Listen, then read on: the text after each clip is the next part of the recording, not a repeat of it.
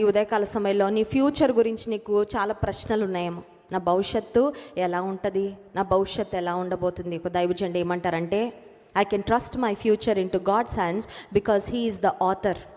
నా జీవితాన్ని రాశాడు కదండి. మన జీవిత దినములన్నీ ఆయన గ్రంథంలో లిఖితం. ఆయనకు తెలుసు మన లైఫ్ లాస్ట్ చాప్టర్ కూడా ఆయనకి.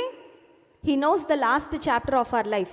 ఒకవేళ అది ఇప్పటి నుంచి ఒక 50 సంవత్సరాలు అయి ఉండొచ్చు, లేకపోతే ఇక్కడ నుంచి ఒక 25 సంవత్సరాలు, 30 సంవత్సరాలు, 40 సంవత్సరాలు. నీ లైఫ్ స్పాన్ ఎంతో నీకు తెలీదు, మన లైఫ్ స్పాన్ మనకు తెలియదు. కానీ మన జీవితంలో ఆఖరు చాప్టర్ కూడా దేవునికి తెలుసు. ఎందుకంటే ఆయన రచించాడు కాబట్టి. ఆయన మన సృష్టికర్త, ఆయన మన నిర్మాణకుడు, ఆయన మన పరమ కుమ్మరి, ఆయన మనల్ని నడిపిస్తున్న దేవుడు.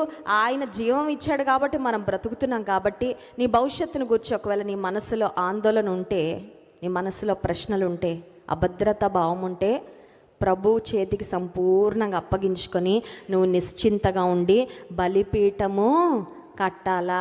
లైఫ్ అంతా సెటిల్ అయ్యాక కడతాను అనుకోవద్దు.